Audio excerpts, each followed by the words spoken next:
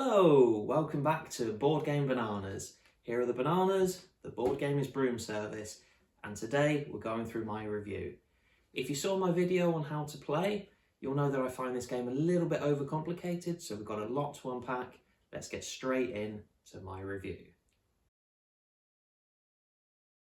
So let's start with the negative stuff.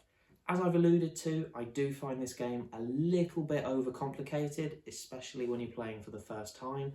There's a lot of little rules to get your head wrapped around.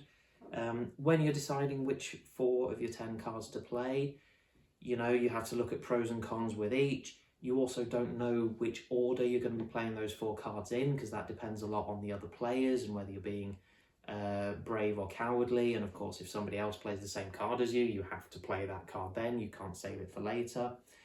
You've also got to decide, do I want to move? Do I want to gather more potions? Do I want to deliver potions? If I'm delivering, do I want to go, which colour roof do I want to deliver in? Do I want to deliver into a tower where the potion stays on the roof, and then block that tower for other people? Or do I not want to do that?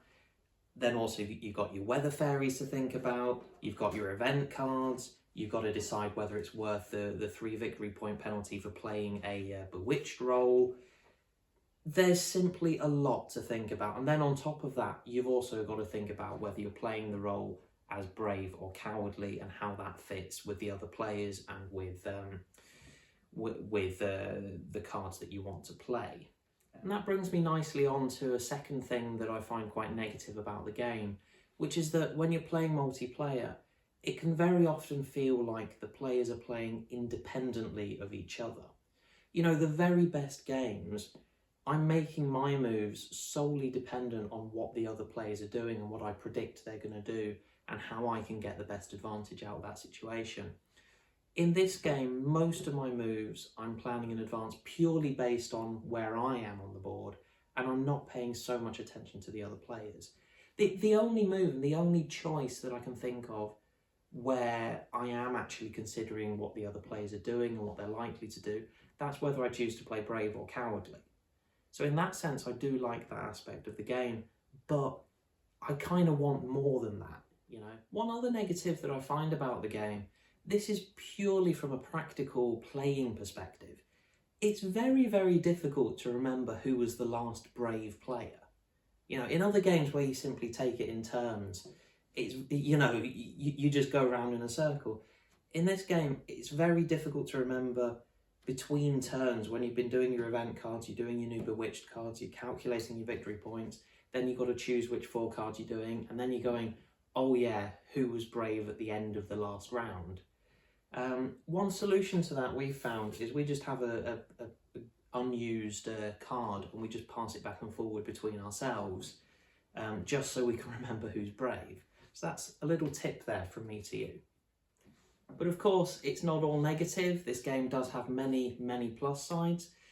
One of the things that I actually quite like is the replayability. It's a very, very good game to play multiple times, because every game does feel slightly unique.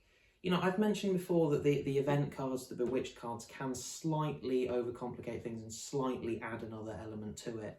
But the flip side of that really is, if you didn't have these, if you didn't have them at all, then every single game would be more or less the same. You would work out where the best ways to go are in the map. You would basically work out the best strategy and approximate best times to play the game, to play which cards. So I do quite like that element of it, that it does make it a whole lot more replayable, and it's the type of game that doesn't quite get boring when you've played it a number of times. On top of that, one element that I really, really like, okay, so far I've only played the game 2-player, 3-player and 5-player. We haven't played it 4-player yet. But what I really like is that the game feels very different depending on the number of players. It's a game that works excellently as a 2-player game. It's a game that works, in my opinion, even better as a 5-player game. And what's interesting is that when you're playing 5-player, you have to sort of consider different things than you do as a 2-player game. And I quite like that it feels slightly different in terms of gameplay and in terms of how you approach the game and in terms of what strategy you're going to use. I quite like that about this game. The final positive I'm going to bring up, although, you know, I could be talking about this for much longer, of course, there's something inherently fun within the game of being a group of grown adults and then somebody says, "No, I am the brave prairie witch."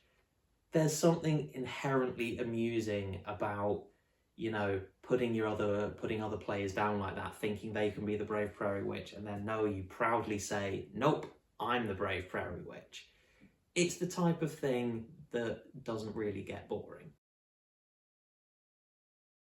And that's my review of the game.